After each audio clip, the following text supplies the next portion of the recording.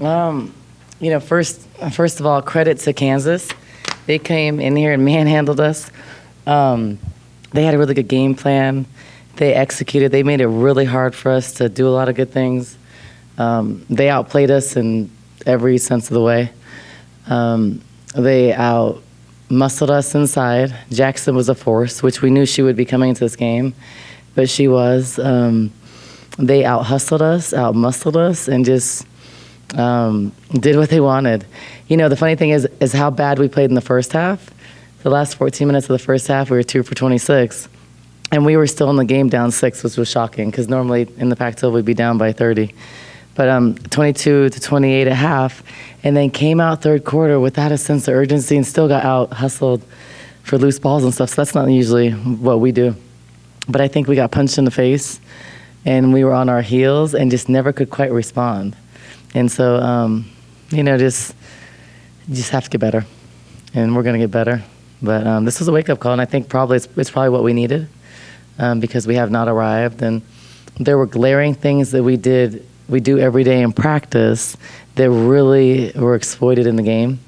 And so I think that this will be a chance for us to get better and see what we need to work on. And it's the same things we've been talking about for the last month or so. So, wake-up call. Defensively, it seemed like you guys were doing a good job in the first half against Jackson. It didn't ever feel like that. I think she was alive in every half. I think she was alive in every minute. 32 minutes she was alive. I felt like the only time when I felt like she wasn't alive when she was out of the game, in foul trouble. She altered. She's a really good player. I think she's underrated. Definitely, I think she's one of the top posts in the country. Just with her length, she made us alter shots. We probably missed, I'd say, 12 layups in the first half. And what I tried to remind the team was, think of some of the greatest shot blockers in the country. They average, two block shots per game? That would be one of the nations, maybe 3. So if you go, you don't need to alter your shot because you're going to get fouled to go to the free throw line more than you're going to get, statistically, more than a block shot. So, but she had us, double pumping. She had us fading away 10 feet. She really disrupted us around the rim and did a good job of that. Offensively, could not get things going. They sat in the paint. They forced us to make shots, guarded Jade a little bit heavy, and we could not move the ball. We were prepared for their ice and just couldn't hit shots and got really tight. And I think, just couldn't get things going. So couldn't get into our presses and stuff because we couldn't get stops. We weren't even on assignment to get in presses. Was their zone different than a zone you played before? Well, they didn't even play zone. That's the thing. They played sagging man. So that's the crazy thing. It looked like a zone. So honestly, this game reminded me of the North Carolina game last year, where we just got on our heels, got manhandled inside, got our post players in a little bit of foul trouble, so played a little smaller. We're getting killed on the boards, and then they didn't zone us up. They just heavy helped off players.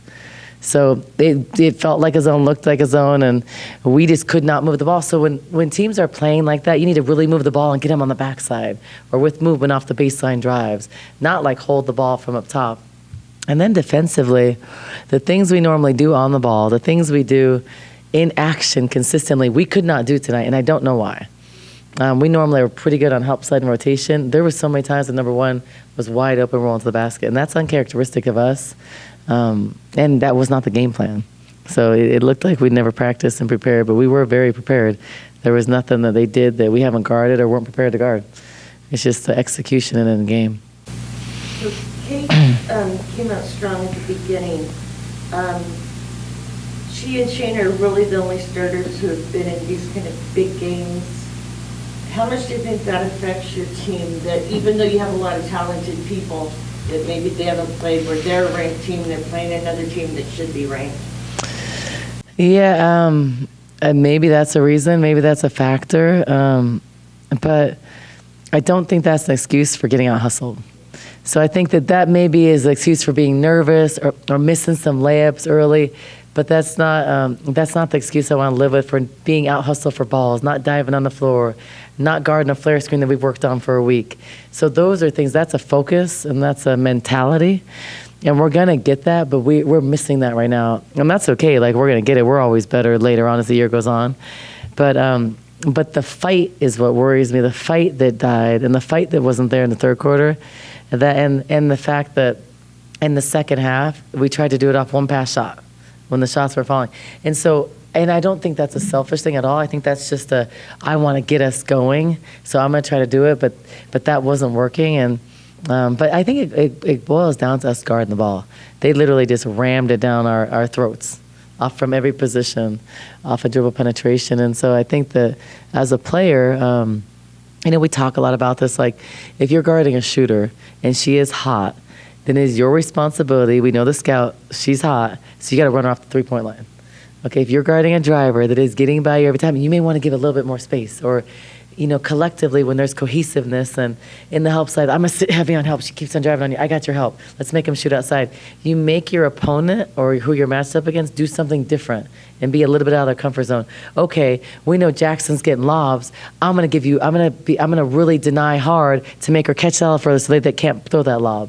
So those are things where that next level stuff that we had, like as a Final Four team, we don't have that yet, but we're going to get that because we're going to work at it every single day till we get it. We're going to lose the way I want to play with the fight that I want to, and then we're going to find the people that want to do that because I am not going to lay down. I refuse to sit in McKale and watch another team pound us. It's not, they're not 27 points better than us. They're a better team right now for sure. But, celebrate on our court and stuff. So that is a pride thing. And we have to have more get up, and we got to level up when things are hard. And I told our team, you got to love the hard stuff. It's easy whenever it's 70 outside and sunny and you're scoring and hitting, but what are you going to do when your back's against the wall and things are hard? You buck up, you level up, or you lay down and die. We're not going to be a team that lays down and dies. It's not that I'm a coach. So we're going to get tougher mentally, and we're going to find ways. And I could sit here and I could live with missing shots, not playing our great game, but we're going to have a fight. We're not going to get out-hustled for loose balls continuously the whole game. Those are things I'm not going to live with. So and we'll fix that. We're going to fix that and look at it on film and learn from it. And probably this loss is a good thing for us because we have not arrived. I know you hate scheduled questions, Yeah. but it's a big step up from what you've been playing. How much of an effect does that have in that first game where you're playing? Well, I don't think it has an effect because we've played some good. New Mexico was good. I thought this team is better for sure. But I would equate this to playing a non-conference and playing the Pac-12. It's the same thing. We've never been punched in the face right away going to the Pac-12, but because we should have confidence in where we're at right now, how we're playing. But I don't think it was a tactic thing. I think it was a mentality, a toughness, and they out-muscled us. They manhandled us. And I think that was hard. But I don't think the fact that they're a little better, because we're about to face a little better team in 2 weeks, and then we're about to face another better team the first weekend of the Pac-12. So it's the same as non-conference going into the Pac-12 in January. I don't think it's any different. And we've never been undefeated in non-conference and came to the Pac-12 and lost the first 4 games. We always rally, get some good wins right away. So I don't think that's it. I think it's just got on our heels a little bit, couldn't hit shots, went cold going to the half, and then they punched us hard in the second half. I think we never responded. Pointed out a lot of issues defensively. Do you think communication was part of that as well? Absolutely. But those are controllable. So your fight and your hustle and your mentality is a controllable. Your communication and your selfless to do that, that's a controllable. That doesn't take talent. That doesn't take efficiency on offense. That takes you to move your mouth and talk. And we did not do that. And I think that, but it's the same thing I see in practice, the same stuff I talk about. The same stuff we got beat on today is the same stuff I harp in practice every single day. You got to communicate. You have to communicate if you're switching. You have to communicate if you're in help side. You have to talk. And I think that we don't have that yet. And that's where we really miss Lauren Ware. I'm telling you guys. Lauren Ware is by far, hands down, by far, eons better, our best communicator. I'd say Kate's right there too, but she can't do it all herself when she's out of the game. But Lauren was a great communicator, and she was a great post defender. And with the way we play, we're really missing her. So, but someone's got to step up. Sorry. What's your reaction to Brittney coming back? Great. I'm so happy. Actually, I was honestly surprised because with the way things were going, the moving, I think to the Pinot Colony a month ago, I was scared. Thought it'd be a lot longer. So I was happy to be up really early because my baby woke up, And so I looked on Twitter, and I stayed out because I started looking on Twitter. But really happy. I think it's about time. I think she was over there way too long, and just really happy. Happy that, President Biden found a way. Really happy that the WNBA and everybody advocated for her and made some noise about her. And I always, I'm very happy. This was the first time, in the third quarter you guys were down and they were going ahead. There was a point where you got a couple stops on defense. In the past, always, that would have been the time where You make our run. you make your run. Mhm. And this time it just didn't happen. No, it didn't happen because our just bad offense after, holding the ball or pass shot, and I don't think it was intentional. I think it was just trying to get us going, but it's just we never, and then couldn't get offensive rebounds. I think at that point, not having Esmerian at times really hurt us because she's great on the boards. But I think the guards not really helping out. If the posts are battling and boxing out, then the guards are right there. So, yeah, I was kind of waiting for us to make that, but it just never happened. But we've also, with this team, never been in a situation like that. I think in the past, we just kind of had that in us. But we didn't have that in us today. I don't know why. I think it's also hard as a player when your shots aren't falling. Do you have that get up on defense? I think that's a mentality, and I think not all of us have that, and that has to be learned. And we're teaching 7 new players our whole new system, and so we're not there. We need a lot more practice. We're not there yet. And I do attribute this is a game. This can happen. I'm not worried about the loss. I'm worried about in the fashion that we lost and in the things that we lost in. Because to me, allowing someone to get 19 rebounds and allowing Jackson to get 19 and 15, that becomes a pride thing. I'm better to foul out, boxing out, than just let someone kind of do what they want. And credit to Kansas because they, and then the other thing that's glaring to me, looking at the stat sheet, they scored 77 points. And they only made 3 3-pointers. So that tells me we're not guarding the ball. Because if they can just pound it and dribble on you and score, that's a problem. That's something we're going to fix. Because without shooting threes, you're just getting some rotation and you're just scoring when you want, and then you're shooting 45%. That's a problem. That means we can't guard right now. So we're going to work on some things, and we need to get better. So because we're going to face this stuff a lot. Maya was able to get her hands in the passing lane, denying Tayana Jackson. Tayana only 4 points in the first half. How do you think she fared against Jackson? I think in her minutes, I think Maya gave us really good minutes. I think she gave us a presence. She was being really physical. I think she stepped up as Mary and Kate were in a little bit of foul trouble. So I think she did good. And I think, for Maya and Kaylin and Paris, Maya didn't have an opportunity today. It was hard matchups. I think that they made freshman mistakes, which is to be expected. But Paris came in and played hard when she was given the opportunity. I think Kaylin turned it over a little bit, was trying, but they need the experience in these type of games to get better. So I'm okay with that. They're going to learn. I think they're the future. Maya was battling against a senior, really good player that's good and seasoned, and so that's a good test. I think, and it prepares us to go against the great Pac-12 posts. So, but we're going to face teams that are better in the Pac-12. And so we better wake up, or else it's going to be a long season. And you talk about lack of communication, Yeah. lack of hustle tonight, just an off night. Yeah. What kind of did you learn about this team after the game, and what are you kind of alluded to this, so not to beat a dead horse here. What are your points of emphasis? Yeah, emphasis. So I think that the first thing I learned that when things are hard, backs against the wall, we need a leader to step up, which we didn't have that right now.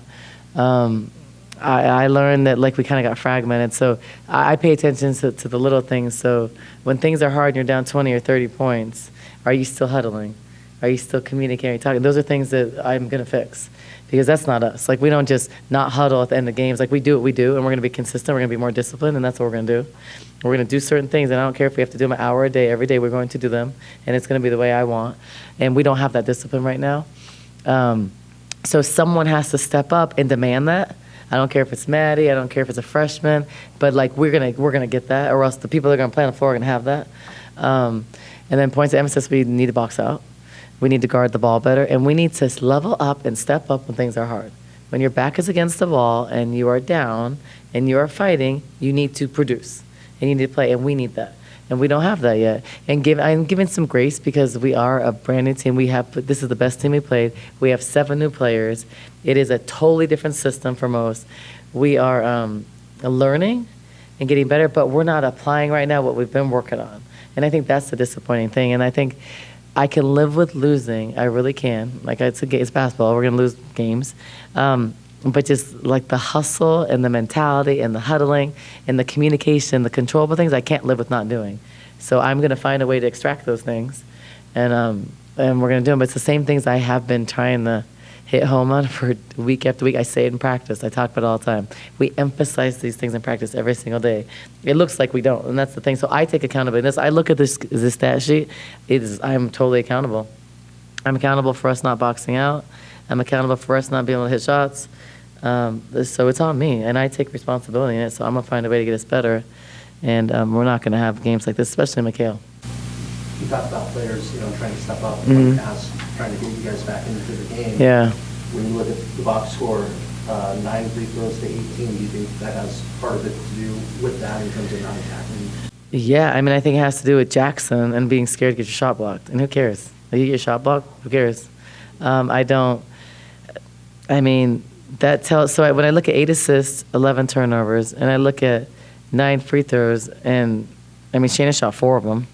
So we're not attacking the rim then. So that tells me we're not moving the ball, penetrating, we're just jacking up shots, and we're not good enough to do that. We have one shooter that's like a consistent shooter they guard on the team. And so we have to be able to execute. We can't walk. We're not good enough to walk the ball up the court and beat someone in the court. That is not Arizona. That is not who we have. We are undersized inside. So we have to move people. We have to rotate the ball. We have to move the ball quicker. They had us in action. They was so fast. We were getting hit by screens on the last second and moving the ball. And we couldn't get to our action. But then them defensively, off a movement, they're getting an ice. So that tells me we're walking. It's the same thing we do in practice. So we are not going to do that. Because if they're getting to ice off of some dynamic situations, we're not running. Because you can't get to ice in a dynamic situation like that. But they were doing that against us. But we couldn't do that. We're hitting late. We're late to trap or hedge or even like gray, which I call like a plug. So the pace was different. So it's easy to have pace when your offense is going well. But like, how do you have that pace when things are hard? So you still have to have that consistency. So I think we just have to be a little bit more disciplined. And we just have to be more intentional about things, and we have to be able to translate and do things that we do in practice and carry over to the game. And we're not able to do that right now. And that even we got exploited on some of that stuff against New Mexico. But it's just when the team gets better, you get exploited on bigger stuff. So they have 50 points in the paint. That's a lot. I don't think so. 50 of their 77 in the paint off of drives and stuff. I don't think in Arizona. I don't know if we've ever given up 50 points in the paint at home. So sorry, fans. We didn't. It wasn't about losing, but it was just the way we lost. It's embarrassing. And Kansas did it to us. So credit to them. They were great. They came with a great game plan, and they outplayed us in every sense of the way. So yeah.